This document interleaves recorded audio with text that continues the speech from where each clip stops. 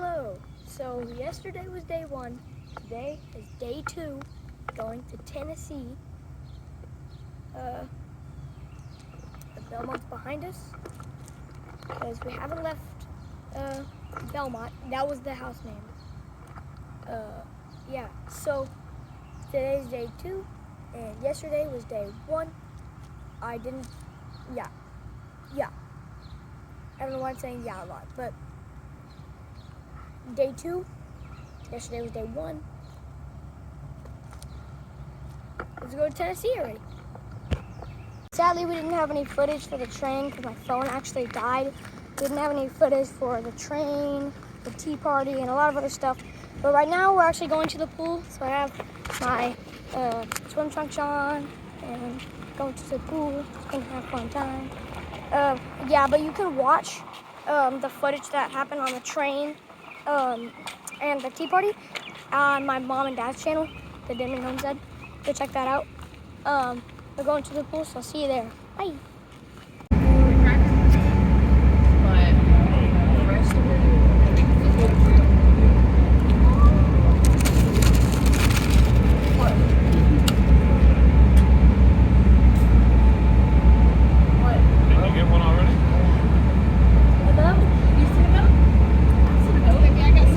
This is good.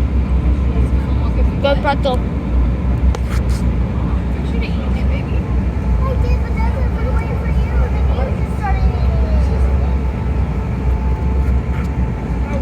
It's good, right? You right, Hayden? Right? Right, Hayden? Good? Mm-hmm. It's good? Huh? Good? What? The food? Oh yeah, delicious. Yeah. Mom, is it good? Canadian bacon. Good? Very good. Laura, good? But I bet they're having a blast. Good? Nice. Peace. Going upstairs. Ugh. Welcome. Hello. Welcome to the upper stairs. We were just downstairs. Oh, we're going outside. Yes. Whoa. It's pretty. Oh, we're going upstairs even more. Yeah.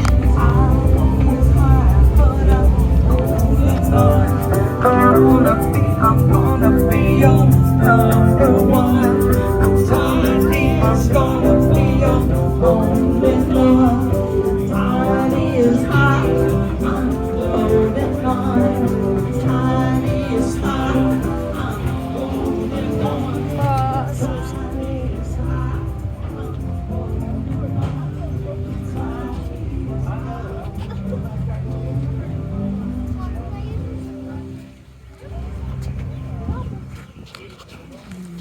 Wow.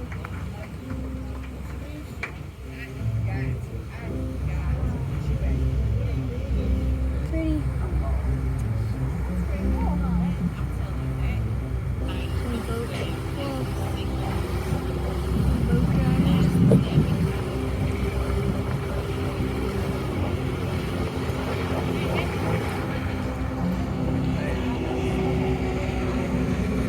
Look at this place.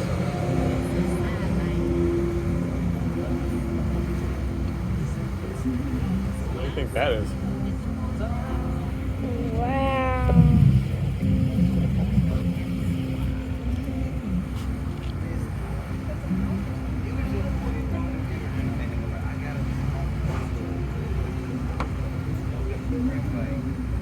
Pretty.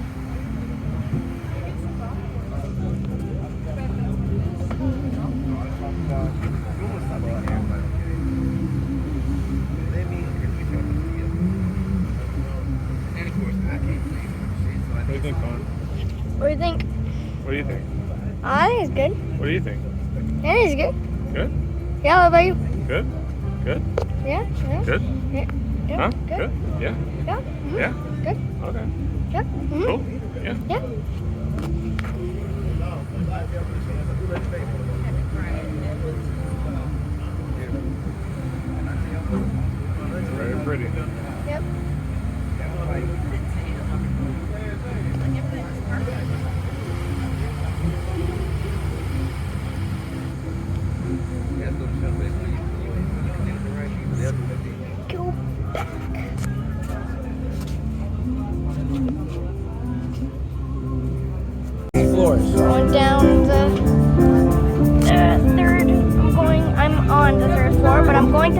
second. Woo. We're in the second floor. Going down to the first where we're eating at. Woo. Got last bite of my pretzel. That was so good. No more pretzels. No. Just left. Got her stuff. Whoa. Got her stuff. Caden's holding it because he's strong, right? Yeah. Okay. Alright. Oh, we've been healing through. Finally. You know there's a later one? Oh. Yes. I've been so loud.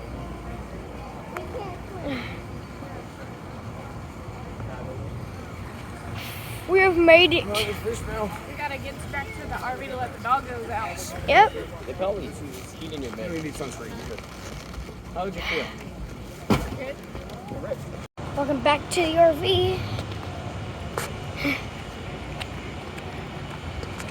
Turn that up. Let's go to the RV. Let the dogs out. Yay! We're going to a crystal cave. Just following our tour guide right now. See you there. We're going in.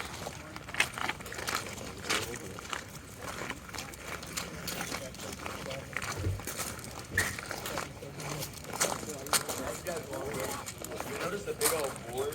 Scouting around that sucker, and I'll kind of break down the board, then I'll break down the room, and then I'll finally take you guys further back. Eric's going in. Ooh, it's cool. Yeah, it's 58 degrees year round. Summer, winter, doesn't matter what it is. Yeah, it feels good. Wow.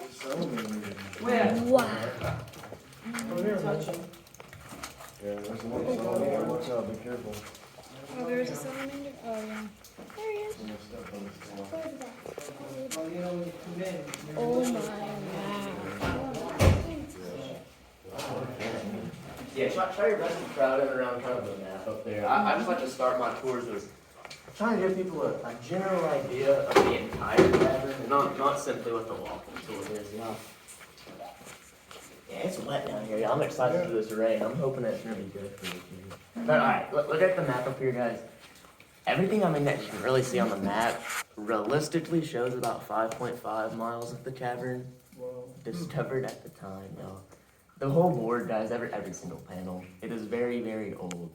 We've almost doubled the map since the board was made, guys. We've added about 4.5 miles. So nowadays, our grand total is we have a 10-mile long cavern. Wow. We are pretty huge, guys. But what we're doing today, though, it's the walking tour, guys. We're just walking. So it's this very small green dotted loop. I mean, it looks super, super tiny, but it is 3/4 of a mile. As I say that to y'all, just walking it, I guess, wouldn't take 45 to 55 minutes. But we take a lot of stops, y'all. I'll be talking a lot. I'll explain a lot of things to you guys. What I'll be breaking down and discussing, we've got stalactites, stalagmites, columns, flowstones, draperies. And guys, just from kind of talking outside, I'm under the impression now that y'all have been to other caves in your time. If you have, I really like to introduce these five, as I mean the usual ones that you'd see in a cave. Really, if you've been to a cave in your time, you've seen these dudes. The one that most people haven't seen though, and it is the star of our show. His name is the Cave Shield, and just once we see all of these dudes in person, I'll break it down even further, tell you what they are, how they form. I like to have questions in my tours too. You guys can ask questions at any point, and I really just like to say, I will tell you everything you want to know about the formations. Same rule with the fossils. Once we get to these sections, I'll point them out and tell you what, just all about them really. Again, anything you want to know about the fossils. I'll spend some time going over the critters down here though, y'all. There's always a chance that we don't see some of these guys. We call that a cave kiss if the water drips on it.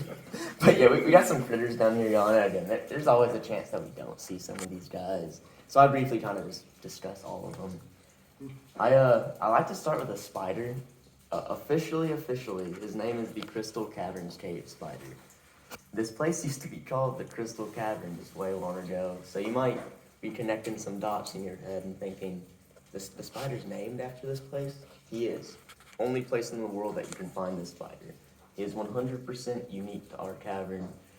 I'm gonna tell y'all just straight up right off the rip, we're probably not gonna see this spider, y'all. They are by far the most rare thing to actually see down here. Reason for being so rare is, this is something y'all are gonna think I'm lying to you about, but I promise I'm not. Full size, legs fully extended for the spider, y'all. The entire spider can really fit in the P or D of the word spider there. They are tiny. They look like little fleas in front of cracks. They are very hard to see. Let's just imagine too that I just saw one on the ground and I just wanted to show it to y'all. So if I point my light at it, the light would go directly through it. 100% translucent as well, so it's even harder to see. They're also very accustomed to the temperature in the cavern. And I was telling you guys in the back, maybe you guys in the front didn't hear me, but it stays 58 degrees in here just year round. Summer, winter, doesn't matter one bit. And because of that, I mean, the spiders are very used to that temperature.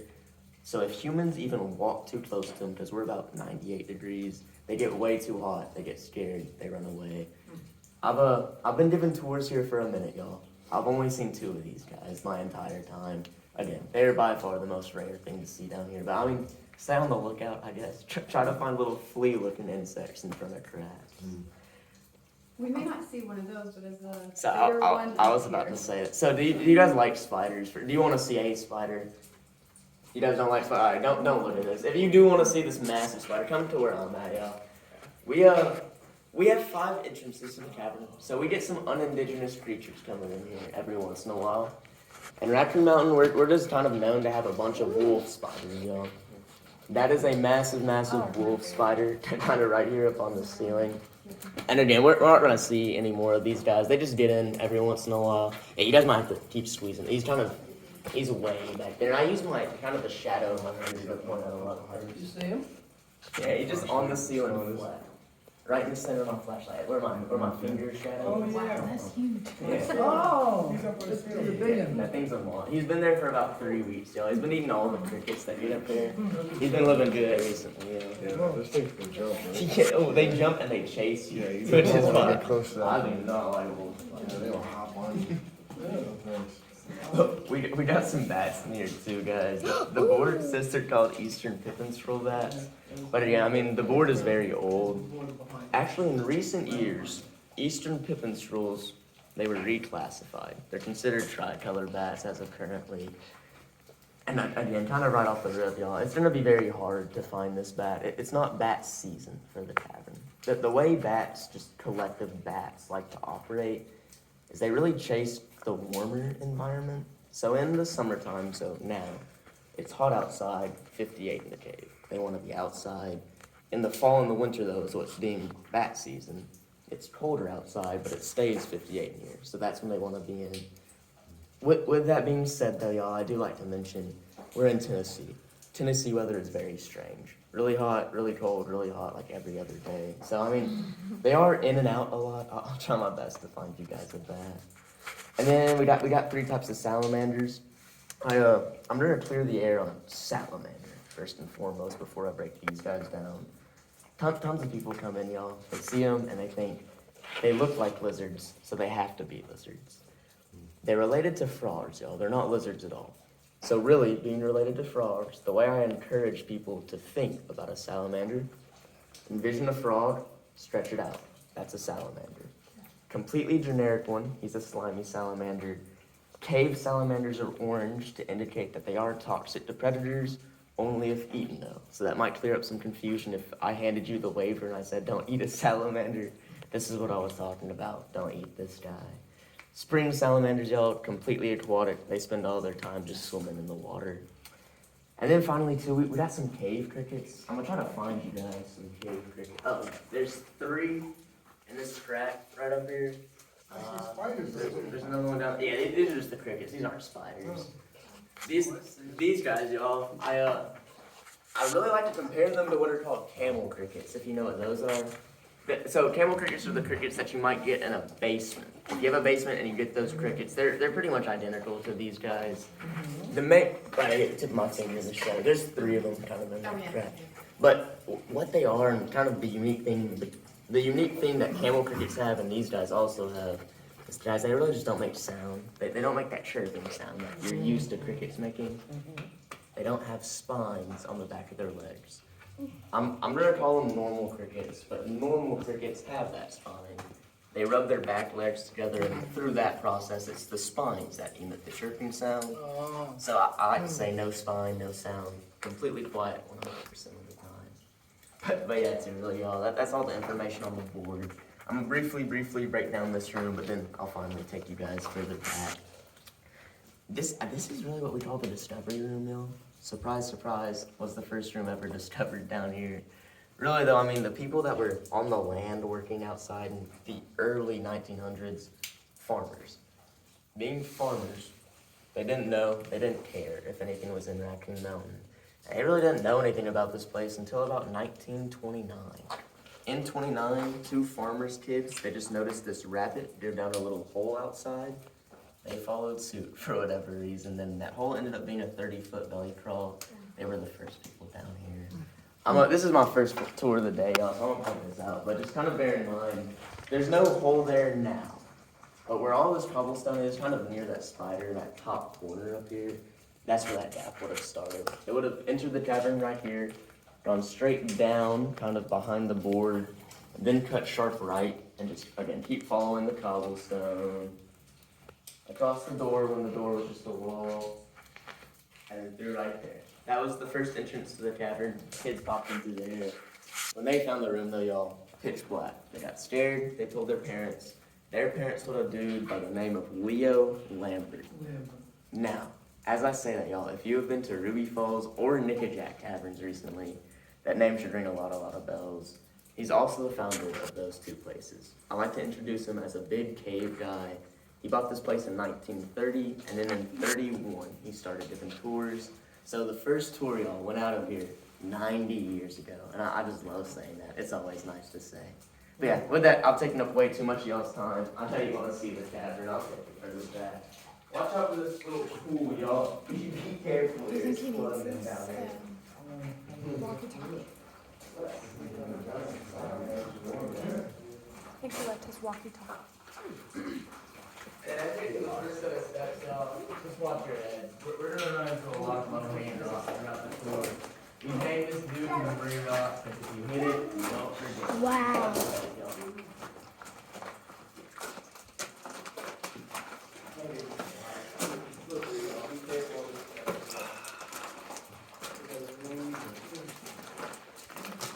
A sign just said, tips, appreciated but never expected.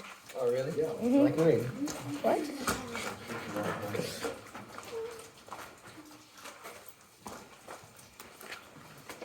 Oh my gosh, I think it's really dark for the people on the camera. It's so wet. Wow. Look up for salamanders, I want to see one. Yeah, there's a salamander in that crack. I just want to see one off the rip. He's in that far leftmost crack. Look at my shadow of the finger. He's in there. You can just see his hair peeking out. And yeah, what I try to do for pictures, y'all, is I try to keep the ring in my flashlight around them so you don't have to use the flash directly there. I see. But yeah, y'all. As you look at this big old room here, guys, this is the Crystal Palace room.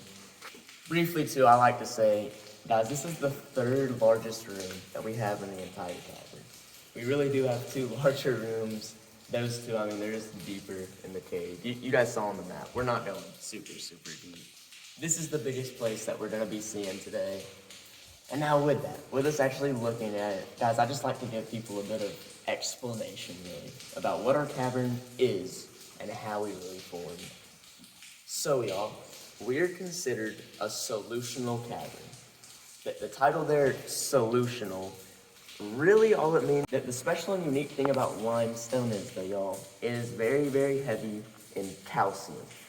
The atmosphere above us, though, is very, very heavy in carbon. So as rainwater falls through that atmosphere, it naturally collects carbon, and this turns the water into what's known as carbonic acid. And then as that acid just seeps in through the ceiling, it just interacts with the calcium that's inside the limestone and eats away at it. Now, officially, y'all, that is the process.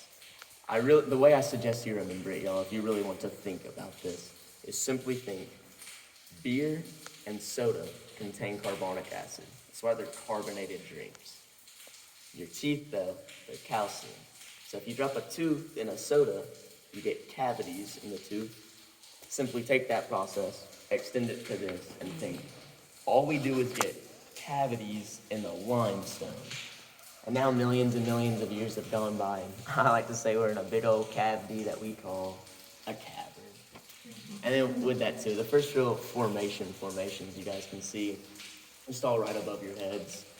All of the super, super skinny guys that you can see coming down, these are what we call soda straws. They get that name because they actually are 100% hollow. So technically, if you were to break it off, don't break it off, but if you were to break it off, you could use it as an actual straw because it is hollow. And now we're looking at real formations. So with that, I just love to give people the growth rate of pretty much everything in here. I mean, there's always exceptions for this rule, so I can't say it's everything in here. It's just the average growth rate of pretty much everything going on down here. But with that, y'all, pretty much everything that you can see in this room will grow at a rate of a cubic inch per 100 years. If you just try to think about this process and just visualize it, y'all, that is an ice cube's worth of growth every century. So I said it outside, I'm gonna say it a lot throughout the tour, y'all. It is a very, very slow process. But over a whole lot of time, more water enters the cavern. The water will run over the soda straws, and again, the water has minerals. When it touches the soda straws, it will simply deposit those minerals. Again, over a long period of time, that makes them longer, wider, thicker, and really most importantly, not hollow. When they totally fill out and they become not hollow, that's when the classification changes, and we call them stalactites. And then y'all water keeps running down the stalactite and it starts to drip on the ground. Every time it hits the ground, it deposits a very small amount of minerals, building stalagmites from the ground up. Side note, names here, y'all, very, very similar. The way at least I differentiate the two is I say stalactites hang tight to the ceiling. Stalagmites, you might trip and fall over them because they're connected to the ground. But then again, just thousands of years go by, and a stalactite, stalagmite, they'll grow up even more. And if they get big enough, they have a chance to connect in the middle. If that happens, they form a column. Full transparency, y'all, there are a ton of columns in here. There's like 4 right behind you guys. I like to point out this dude because I think he looks like a saber-toothed tiger. Big tooth, eye, nose. There's a whole lot of columns over here as well. But my favorite, y'all, this guy. There's 2 reasons for really being my favorite. One is a given, it's just he's massive. 2, he has this white crystally stuff that you can kind of see on the side. What this is it's what we call newly formed calcite. But calcite itself, y'all, it's everywhere throughout the entire cave. Calcite by itself is the substance that's left behind as the water deposits the minerals. This guy's missing the tail, so I guess I can talk about that while we're looking at him too. So guys, there's a little salamander up here, and the salamander's missing a tail. So with that, I can kind of talk about it. Guys, salamanders are what we call masters of cellular regeneration. Meaning, if they get hungry enough, they can turn around and eat their own tail, or they can cannibalize other salamanders, because they can regrow everything. Hearts, brains, limbs, tails, every single part of a salamander can just regrow. So they cannot die? They can die if the whole thing gets eaten. But for the most part, yeah, they can just regrow literally everything. But yeah, he's on that second step, y'all. You'll see him. He's kind of in the left corner of it.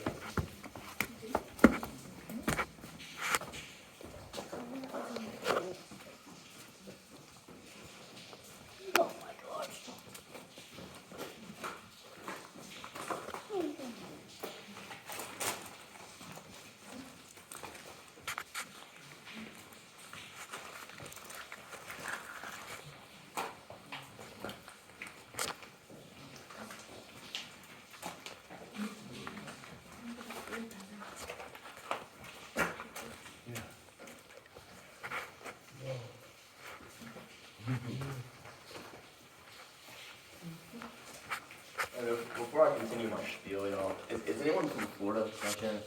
You guys are from Florida? I love telling Floridians about this, y'all. You see the 2 holes on the ceiling up there? These guys are what we call solution holes. And we're a solutional cave, so we get a lot of these dudes. What they are and how they form is just at one point in our cave's life cycle, we were completely flooded in water. When water floods a cavern, really all it means is that the water is being compressed. Water doesn't like being compressed, so it'll always try to escape. And in this case, it does a whirlpool motion, and it tries to escape by going upward. If that process continues and it breaks out of the surface, that's how springs form. If it gets right below the surface, that's how sinkholes form. So you might know what I'm getting at, but I mean, Florida's notorious for having a ton of sinkholes, I should say. But you also have a ton of springs. It's because y'all really have a ton of caverns. It's just your water level's kind of messed up. So after your caves are flooded in water, then water rises, gets right below the surface, sinkhole forms. And then when people from Florida come, and I tell people about this, I go more in depth. They kind of blow my mind, y'all. Water is just a very, very smart substance. It just knows where the weakest spot in the limestone is. It knows, for whatever reason, that wherever there is a natural deposit of iron or an iron ore, that's the weakest spot. So again, this is something y'all are gonna think I'm lying about. I'm really not. Every solution hole ever will have that brown stuff in it, and it is just a natural deposit of iron. It's been oxidized now, so it is just rust. But yeah, again, every solution hole ever will have it, and that's how we identify them. So in the future, if you kind of look up, see a circular hole with some brown stuff in it, just think in your head, that's another solution hole. And then for the actual formations too, I point out in here, or in this spot, they're both in that hole with the green light kind of pointing directly at it. Try to look at all the walls down here on the very, very back, and you should see the smooth surface. Anytime you really see the smooth surface like this, y'all, think in your head, that's flowstone. And what flowstone is it's where water flows over the stone. Typically at a slower speed, because if water's moving really, really slow, it has more time to deposit minerals evenly, which gives it the smooth effect. And then contrarily to if the water's moving very fast, it has less time to deposit minerals. So it creates this very bumpy surface that you can kind of see. This is what we call cave popcorn or cave warts. And then before we move on to, I get a lot of questions about the straight line of soda straws up there in the ceiling. If you want to know what's going on here, there's just a fault or a crack going off of those, and we like to say water's a lazy substance. It travels along the path of least resistance, and if there's a crack there, that is the path of least resistance. So it just travels along that, forming the soda straws down. But yeah, with that, we can keep moving on. Excuse me. We got some more steps going down, y'all. There's a guard on your right, though, if you need it.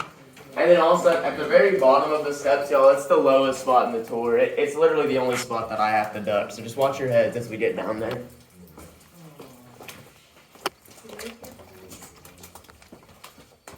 Yeah, right here, y'all. Just watch out.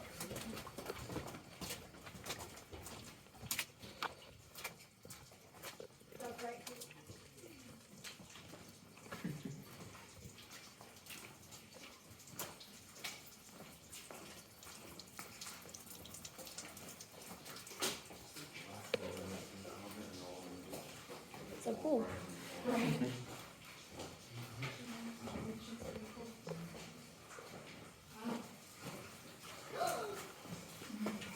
What?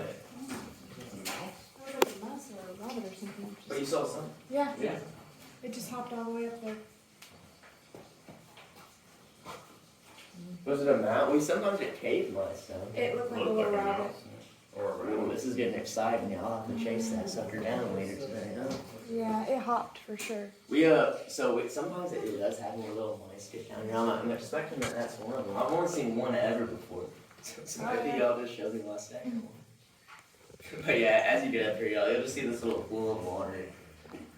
What this was, guys, is that in Leo Lembert's original, or I should say when Leo Lembert first found this room, y'all, he kind of saw the water down here and originally thought this water would be great if it was used as a wishing well. So he built a little retaining wall here to keep the water in the spot.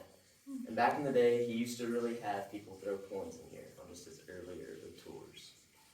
But remember, his early tours were in the 1930s to about 1950 when he died. In that time period, pennies back in that time contained real copper, or at least just more copper than they do now. That ended up turning a lot of the rocks down here and all of the water completely toxic to the salamanders. Think of the Statue of Liberty. It's kind of the same idea, just copper corrodes things over a lot of time. And because of this, I mean, it was a massive issue for us. So we ended up scooping out all the coins and then replacing all the water with water that's indigenous to the cave. Turn off your video real quick.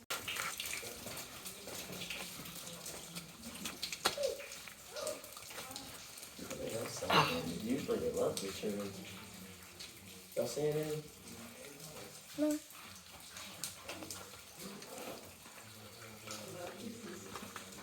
What are you looking for? Salamanders. Usually they like this room, especially how much water's in here, but I'm not seeing any. Oh, here's one. A little slimy on the wall right here, a little baby. Do they usually go in the hole? Yeah, they usually hide in the holes, unless there's a lot of water. Usually when there's water, they kind of like to come out, but... Oh, there's another one over there. Perfect. So yeah, I guess I just wasn't working good enough, but there's another one on that yeah, we got a lot of salamanders in here, y'all. I'll try to keep moving on so you can see them, but there's one kind of very close to me on your right side, my left side, and then there's also one... Look in that little hole in the back and look above it, and there's a little salamander on the wall as well. Really, too, there's not a whole lot of information I can give you in this room. I just like to tell people about it because, guys, I think this rock looks like an iguana head, so I call this room iguana head or rock. But yeah, remember, there's two salamanders you guys can look for. And yeah, if you guys couldn't see them in the back or don't know where they are, just yell at me and I'll come back here and I'll show them to you.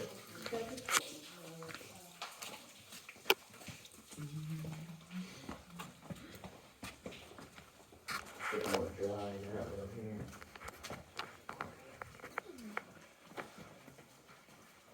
Watch your heads, y'all. There's this one really low-hanging rock that a lot of people hit. Just be careful, y'all. I'll try to keep my light on it for a little bit without blinding anybody, but at some point I do have to turn around. Yeah, watch your heads, y'all. Watch your heads. Yeah, you guys see.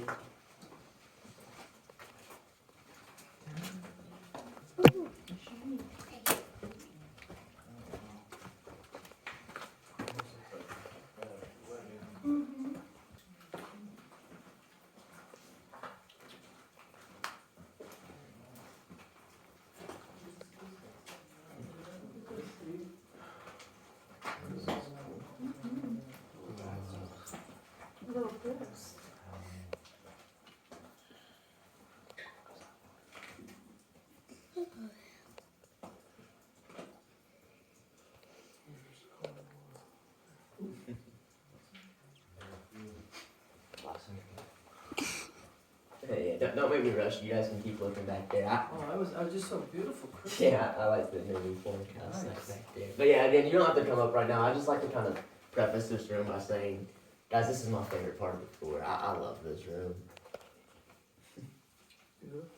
What's the name of it? It's called the reflection pool. If you get really close to the wall here, you should be able to tell why we call it the reflection pool. The water's like a mirror down there, y'all.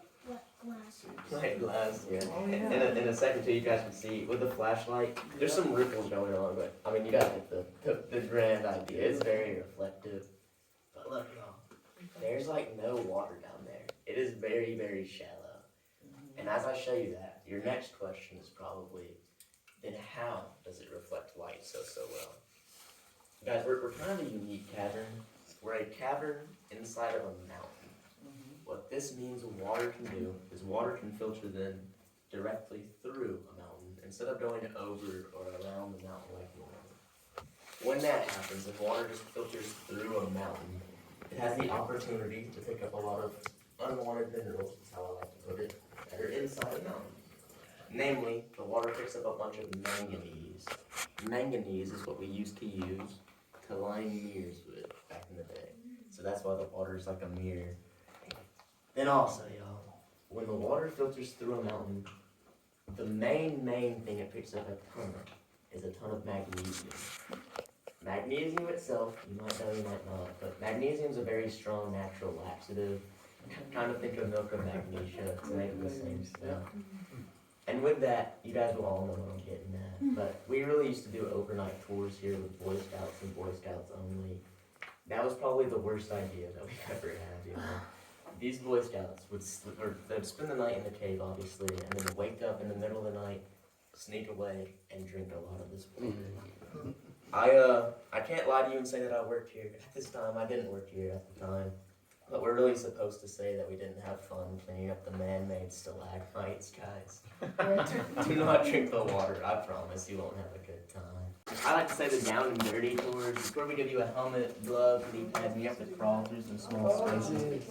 I'm gonna show you 3 entrances that lead to those deeper parts of the tours. There's the deeper tour routes. They all lead to, no exaggeration, the same exact spot. So I like to give people options when I lead those tours. I say like there's an easy way and there's a squeezy way, and I let people kind of pick and choose. These are all going to increase in difficulty. So this first one right here, this is the easy way. I'm going to show you the medium way in a second, and then finally the squeezy way. So this is the easy Yeah, way? that is the easiest way to get in and out of the wild cave.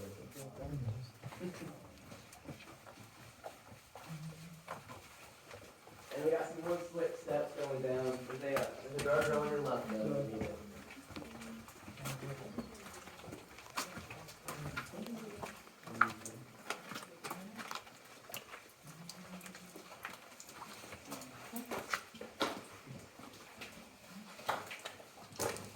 And then at the very, very bottom of the next set of steps, y'all, just look directly in front of you, and you'll see another hole with a red light pointed directly at it. That's the secondary, or just the medium way to get into the wild cave. Wow. And people actually do that? Yeah. We this whole 4th of July weekend, we've been doing a lot. I did on Sunday. I did 2 of the tours. Then Monday I did 1 tour. Yesterday we had 1 tour as well. So we've been doing really good. Do you like this?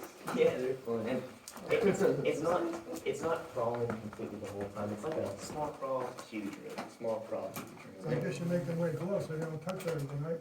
Yeah, wear gloves. As long as the oil doesn't touch anything. So yeah, if you wear gloves, you can grab on pretty much anything down there. We still ask that people don't touch the very, very sparkly parts, because even without the oils, it can kind of mess it up if you touch the new growth.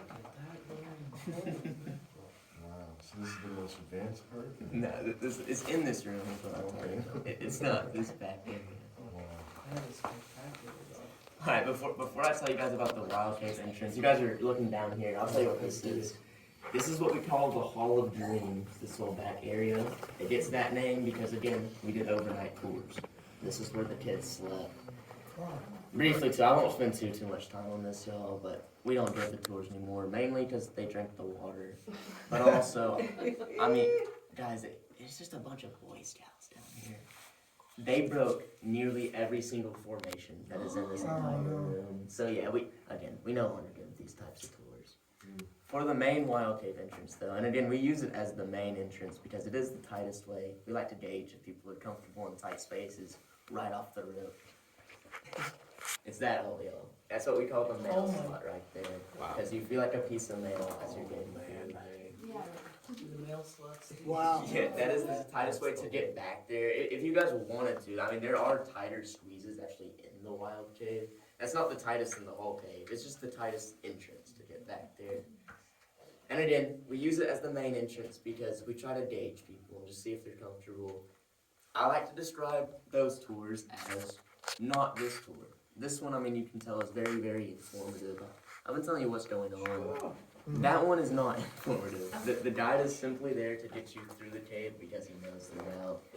It is not an informative tour, unless of course you want it to be informative and just ask the guide about it. He'll be happy to tell you what's going on. But really, I mean, it's a spelunking experience, guys. So you'd rather be stuck at the beginning of your 2-hour spelunking experience than an hour in and then still have to get an hour back. So we like to use that as the main entrance.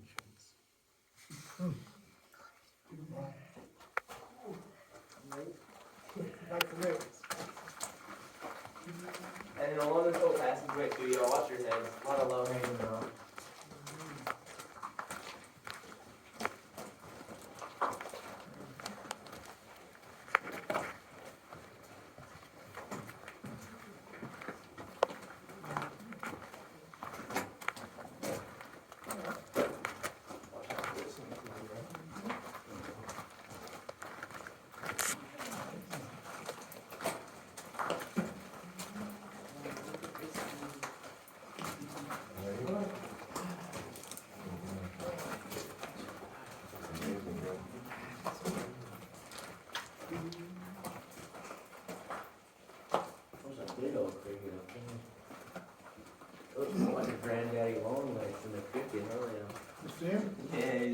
Like,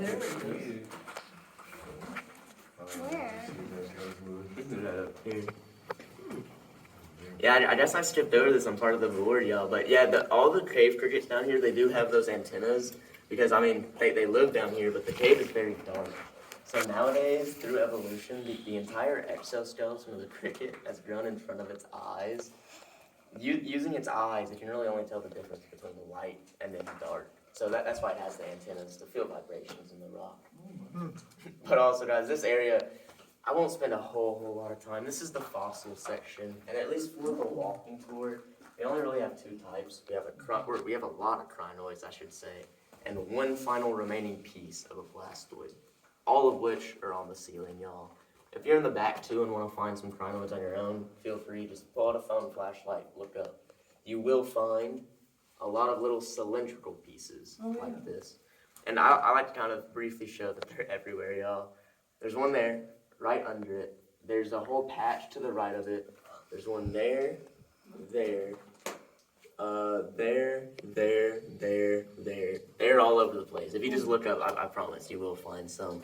But cylindrical pieces, those are crinoids, y'all. What a crinoid was when it was alive was really an animal that just resembled a plant very, very closely, that acted like coral on the bottom of the ocean millions and millions of years ago. This is by far the craziest part of the entire cave for me to even attempt to wrap my head around, y'all. Millions of years ago, these dudes were animal life on the bottom of the ocean acting like coral. Then they died, the continent shifted, the cave was formed. They're found on the ceiling of our cave now, y'all. Again, it is by far the craziest part for me to even think about. And then also, too, being a limestone cavern, limestone's usually made up of just old oceanic fossils. So we also get blastoid fossils. And for the walking tour, I really should say blastoid fossil. This is one singular remaining piece right here. And again, it's not even a full blastoid fossil, it's just a remaining piece of it. If you want to envision a full one, think of a walnut. They look exactly like a walnut, it's kind of crazy. But these guys did the exact same thing as crinoids. They acted like coral at the bottom of the ocean.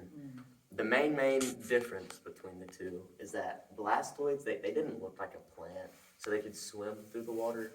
Crinoids, they were sometimes referred to even as sea lilies because they looked so much like a plant. They were very stationary in the sand down there. Also for the crinoids too, I like to say, y'all, you've probably seen these all over the place. They're sometimes referred to as Native American money or Native American jewelry. They're referred to as money because if they get really, really wide, they have grooves on the sides of them and it kind of makes them look like quarters or dimes stacked on top of each other. They're also called jewelry because they're completely hollow. So they used to break them off and tie them together with a string, wear them as a necklace, bracelet, just things like that.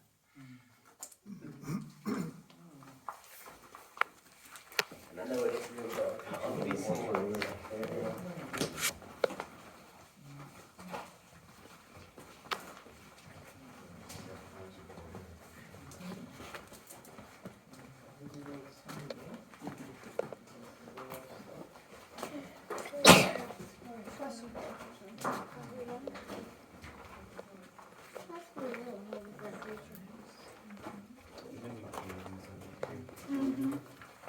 Yeah, as you go up the next set of steps too, y'all just watch your heads. You can see a lot of people hit their heads on these stalactites too and just break them. So be careful, y'all.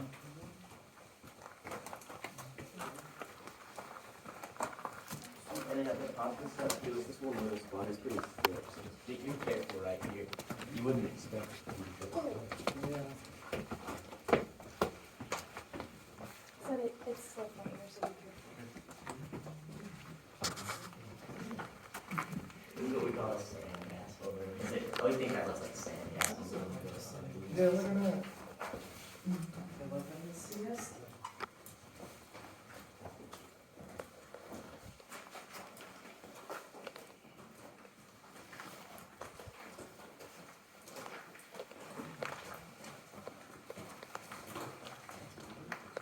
Yeah.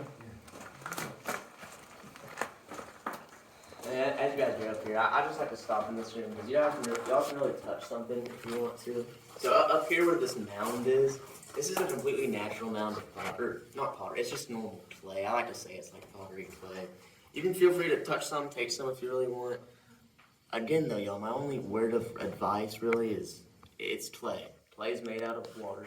Water has a lot of magnesium. So don't eat the clay, y'all, and you'll be fine. Oh my goodness.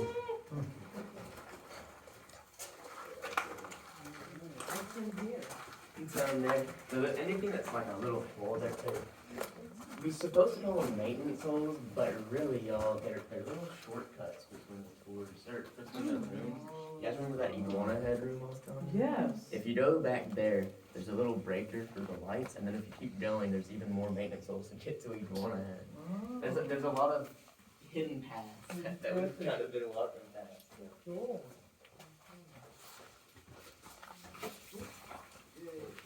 These steps are very, very uneven.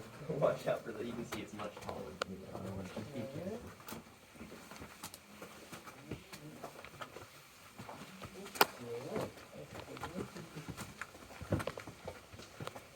There's a bigger step right there, huh?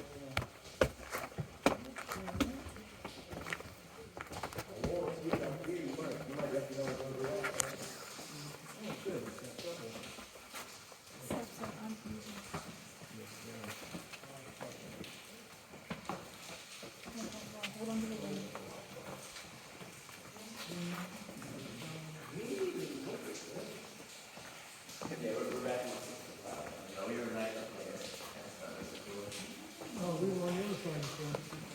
Yeah, it's that first huge room.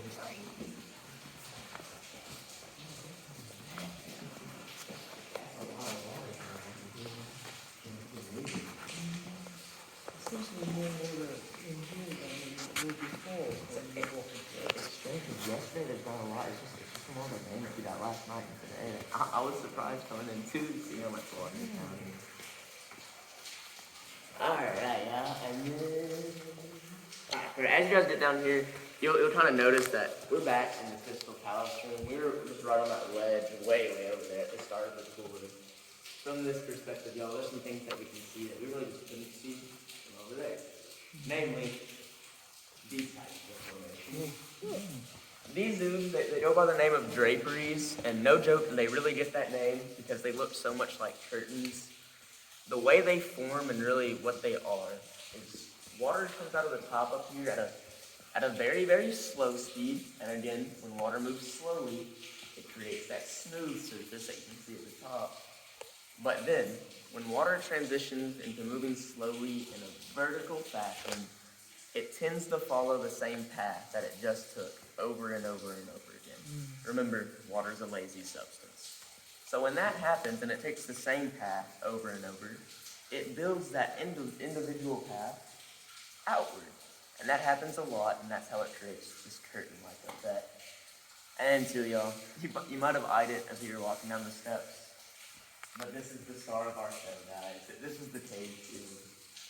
Now, why this tiny formation is the star of the entire tour is, y'all, there are only 80 cavern systems in the entire nation to have those types of formations in them.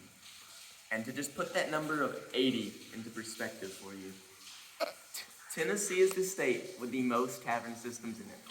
We have about 8,000 in Tennessee alone. There's only 80 in the nation that have these guys. So they are very, very rare. So rare, in fact, get this, no one knows how they form. There is no definitive 100%, this is how cave shields form and we know it. It's really just hypotheses at this point. And with that, I'm gonna lay out the main leading hypothesis for you guys. Again though, it's a hypothesis, so take it with a grain of salt. But scientists believe that it's a similar process to if you have a hose pouring out water and you put your thumb over half the hose. Because when you do that, the water pressure gets increased, but the water fans out. So scientists think that just at one point in time, there was a hole in the rock behind the shield with water rushing through that hole, but there was a rock protruding, which made the water pressure increase. But really, they think the most important part of all of this was that the water fanned out. And they think that fanning out action is really all that was necessary to make this very, very flat formation, along with very, very circular formation, y'all. And as I kind of just said too, he is super, super flat. He's also only connected to the wall on this very, very right-hand side. So being super flat and only connected to the wall on that one side, I really like to kind of think of him as an ear, y'all. Super flat, only connected to that one side. Once we kind of get right under him, you guys can look up and get a clear view directly behind the cave shield. Hopefully then you kind of realize what I mean when I say it reminds me of an ear.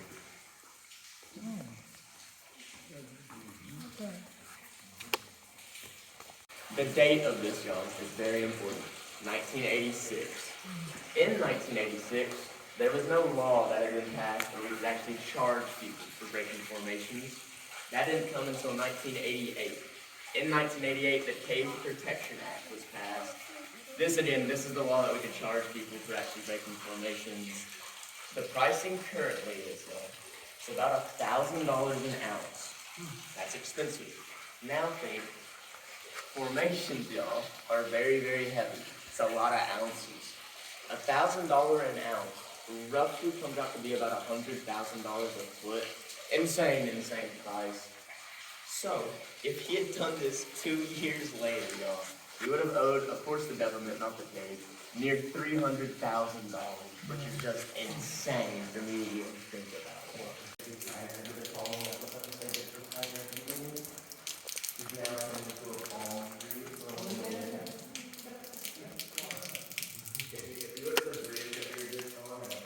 Just made it out of the cave.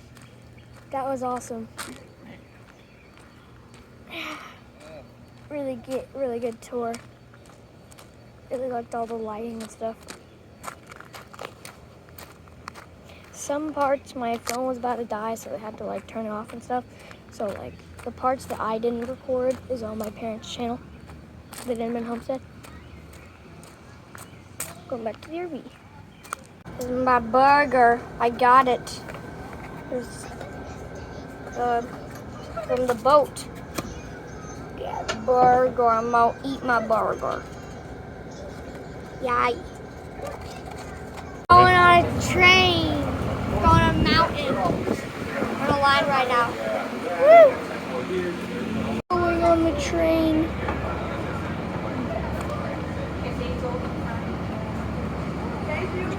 Take it in. Just keep going.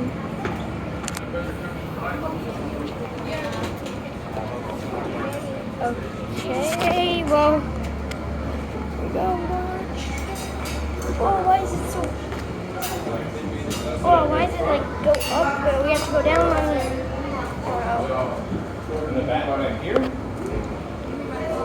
Take my seat. Ready, Kaden? All right. Hi, who are you? We're going to take off, I guess. Phone is about to die. I might not have any footage of the train. I'll try and get some footage. We're taking off. Yes. We're going up.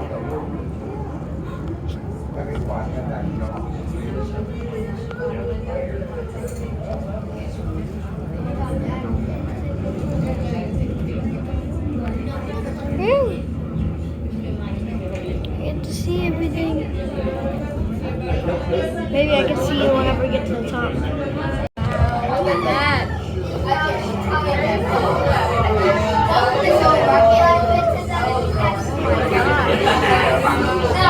That's insane. Oh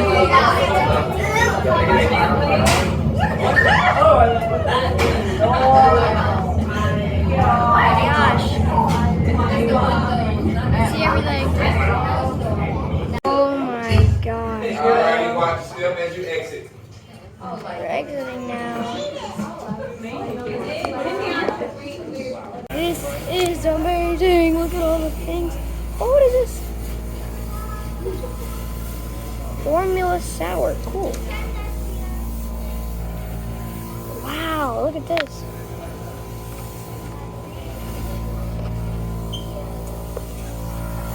Build-A-Bear.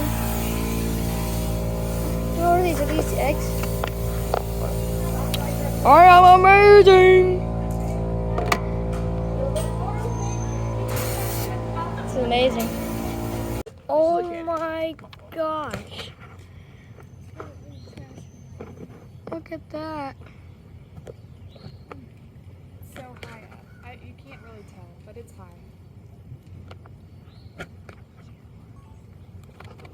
We're gonna go see this movie. So guys, we did see the movie. It was amazing. And we're back from Tennessee and we have made it to our house. Thanks for joining me.